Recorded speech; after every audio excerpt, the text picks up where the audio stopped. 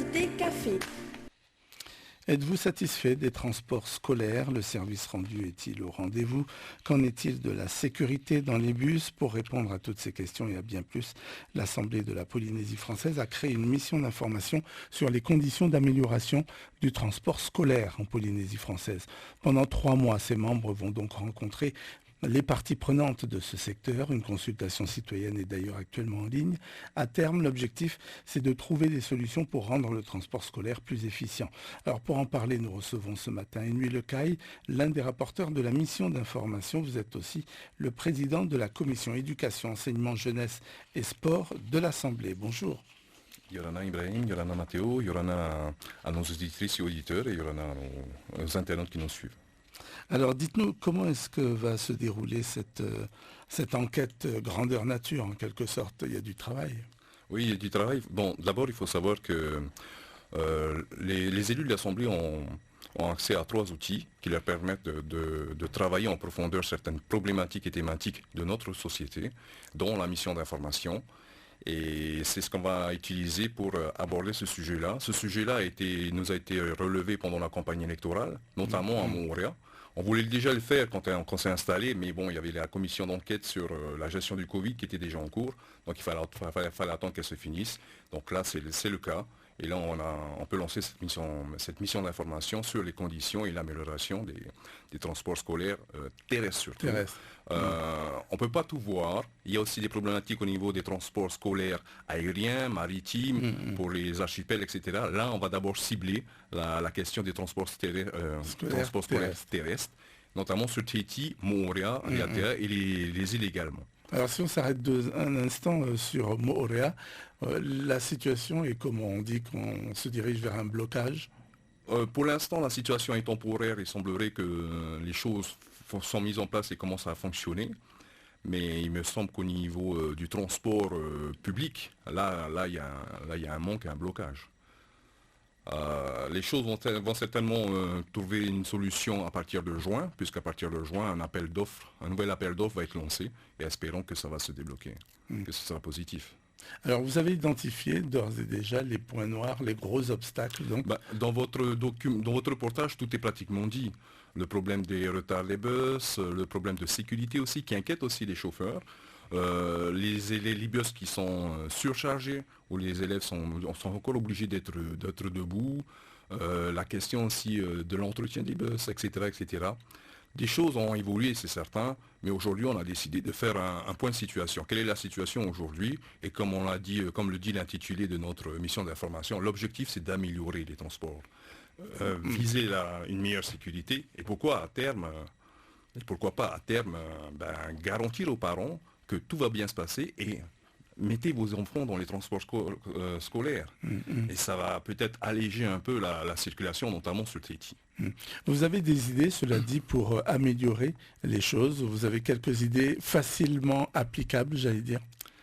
Déjà, comme l'a dit la dame dans le reportage, il faut qu'on revoie les abribus pour sécuriser, pour protéger nos enfants. Comme elle le dit, dès le plus jeune âge, ils prennent le bus. Il faut savoir qu'on a quand même 70 000 élèves, mais 25 000 élèves prennent le bus tous les matins et tous les soirs pour rentrer chez eux.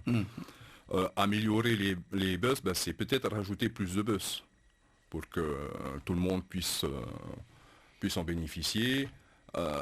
C'est aussi améliorer la distribution des cartes de transport.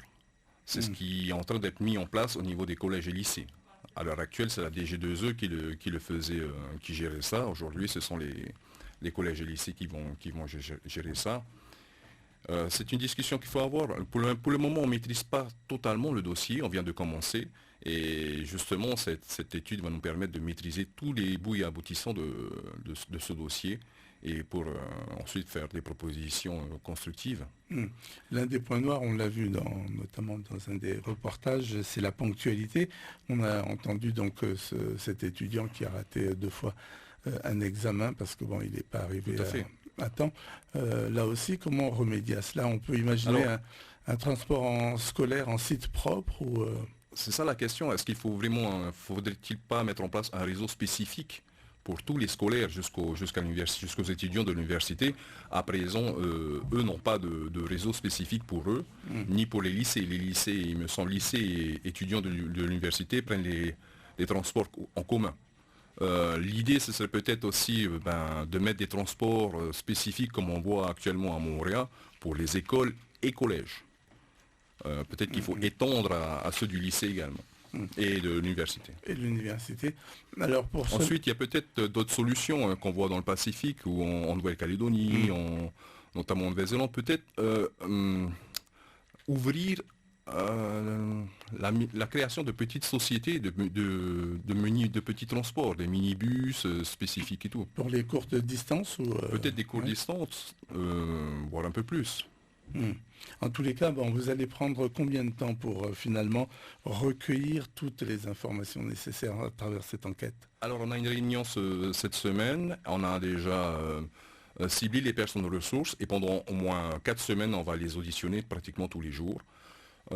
Certains élus membres de cette mission vont également aller sur le terrain, faire le parcours de ces enfants qui ont 4 ans, qui prennent le bus à 4h, 5h du matin. Nous aussi, on va vivre ça avec eux et vivre les difficultés que subissent nos élèves. D'accord, ça vous allez le faire. Ensuite, l'étape suivante, ça va être quoi?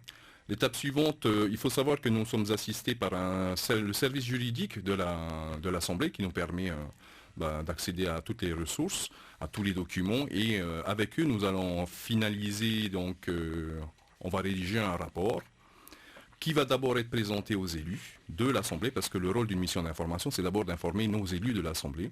Ensuite, on informera le gouvernement et le public sur les problématiques d'une part, mais aussi nos préconisations. D'accord.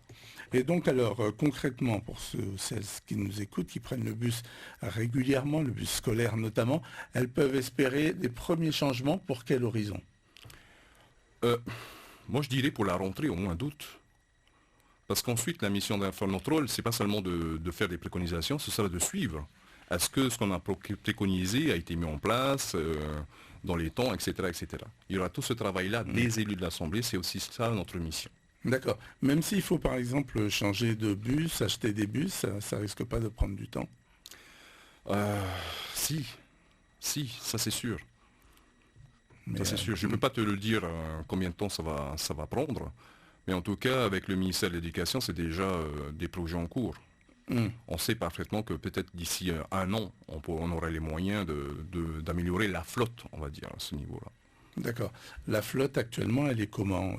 Elle est vieillissante? Je ne sais pas encore. Vous ne savez pas? Je ne sais pas encore. Il faut qu'on aille sur le terrain. D'ailleurs, les transporteurs nous ont déjà contactés pour nous proposer une visite de leurs ateliers et de leurs garages. Alors jusqu'au 8 février, on l'évoquait tout à l'heure, donc le public est invité à répondre à 2 questionnaires, un sur la sécurité et un autre sur l'efficience. C'est ça. Alors le questionnaire est disponible sur le site internet de l'Assemblée, assemblée.pf, sa page Facebook de l'Assemblée et ma page également, Heinou Lekai. En tant que président de la commission éducation, enseignement supérieur, jeunesse et sport, je m'attache à ce qu'on soit vraiment engagé pour améliorer les conditions d'enseignement de nos élèves et les conditions de sécurité de nos élèves, et le transport terrestre scolaire en fait partie. Donc, alors, les premiers changements, vous l'avez dit, pas avant la rentrée, la rentrée, oui. Prochaine rentrée scolaire. Alors, il y a des petits changements qu'on peut bien sûr mettre en place dès cette rentrée scolaire. Comme je le disais, le ministère de l'Éducation est déjà à pied d'œuvre. Alors, on a vu pour le calendrier. Maintenant, en ce qui concerne les facilités d'accès, donc vous avez là aussi du travail que vous imaginez comment les choses? Les facilités d'accès... Mais après, pour partir, par exemple, d'un point où il y a beaucoup d'embouteillages, par exemple, pour rejoindre une autre ville, parce que vous avez évoqué plus de bus, mais plus de bus, c'est pas plus d'embouteillages encore? Je pense que si plus de bus, ça permet d'améliorer le transport, le confort aussi pour les élèves. Je pense que les parents auront peut-être plus confiance en les transports scolaires et prendront moins de temps à déposer leurs enfants à l'école, ensuite aller au travail. Et là, peut-être qu'il y aura une ouverture. Ce sont des suppositions, il faudra étudier ça, évaluer ça sur le long terme. Vous avez évoqué tout à l'heure les abribus, ça c'est quelque chose qui peut se faire rapidement. Oui, je pense que c'est quelque chose qui peut se faire rapidement. Pour Tahiti, c'est une délégation de service public, donc c'est le pays qui peut mettre ça en œuvre, il me semble. Bon, pour les communes par contre, comme Moorea, il me semble, là c'est de compétences communales. Là, il faudra certainement soutenir nos communes à ce niveau-là. Pour les grands quartiers, je sais que certaines communes veulent mettre en place leur propre bus pour aller chercher les enfants qui sont dans les grands quartiers pour les ramener vers les arrêts sur la ligne principale. Certaines communes sont en réflexion à ce niveau-là aussi. D'accord. Alors là-dessus, j'imagine que vous n'avez pas encore estimé combien tout cela va vous coûter, mais... Ce qu'on sait, c'est que selon les derniers chiffres du rapport de la CTC de 2016 sur le transport public, et notamment le transport scolaire, 700 millions ont été investis. Est-ce que c'est encore la réalité d'aujourd'hui? Est-ce que c'est avec l'inflation, les coûts sont supérieurs? Au niveau des aides, on sait que 50 millions également ont été distribués pour les transporteurs, c'est les chiffres de la CTC. Donc aujourd'hui, on va faire un bilan aussi à ce niveau-là. On a déjà quelques données qu'il faut peaufiner encore. On sait que pour 2023, il me semble, 73 millions ont été distribués en aide financière pour les transporteurs. C'est des chiffres pour l'instant qui sont globaux que l'on doit peaufiner. D'accord. Il y aura un travail, un projet de formation également. Oui, il y a la question, c'est l'actualité aussi qui nous le remonte. La formation des convoyeurs, peut-être le statut des convoyeurs à revoir, mais aussi la formation des chauffeurs. Maintenant, la question qui se pose aussi ne concerne pas que les simples élèves usagers, il y a également les élèves les élèves handicapés, les élèves en difficulté qui sont aussi pris en charge. Et là aussi, également, il y a de grosses difficultés. Et il semblerait que certains chauffeurs, quand ils vont voir ces élèves qui vont en classe Ulysse, comme on le dit, les refusent parce qu'ils ne se sont pas formés pour pouvoir les gérer. Et ces élèves handicapés-là ont besoin aussi de transport. Et là, ce n'est pas évident. Ensuite, il y a la question du transport scolaire sportif, qui, par moment, est délicat à mettre en place, surtout lorsqu'il y a des grands événements sportifs scolaires. Ça aussi, ça va être une autre problématique sur laquelle on va se pencher. D'accord. Donc, en tous les cas, vous pouvez rassurer les parents qui nous écoutent et qui ont des enfants, par exemple, porteurs de handicapés, il y aura des choses qui vont être faites. Oui, il y a déjà des choses qui sont faites qui ne sont pas, on va dire, forcément efficaces, mais on va se pencher sur cette question-là avec justement les acteurs concernés par ce sujet. Les enseignants, les inspecteurs d'éducation, la direction générale de l'éducation, les communes, les associations de parents d'élèves aussi, et les associations d'étudiants, les délégués des collégiens et lycéens également. On va avoir le maximum d'acteurs concernés par ce sujet qui finalement nous concerne tous. On va finir par là, on avait un peu commencé par là, mais concernant Moorea, où donc les choses sont un peu incertaines, vous pouvez dire quoi aux parents d'élèves qui nous écoutent? Pour le moment, nous, ce qu'on sait, c'est ce qu'on a vu, ce qu'on a lu dans les journaux. Ce que je sais, c'est que le ministère a mis en place une nouvelle flotte grâce à un transporteur externe à Moorea, que pour l'instant c'est temporaire jusqu'à juin, mais que le transport scolaire est assuré dès le matin et jusqu'au bateau et au retour de l'école. Très bien, merci beaucoup Ennio Lecaille donc d'avoir été avec nous ce matin. Vous êtes l'un des rapporteurs de la mission. Un petit mot peut-être? Oui. Un petit mot. J'aimerais aussi saluer et motiver, saluer nos parents d'élèves qui sont... C'est vrai que c'est quelque chose d'assez inquiétant. J'aimerais saluer nos parents d'élèves qui sont dans les commissions d'établissement, dans les associations de parents d'élèves.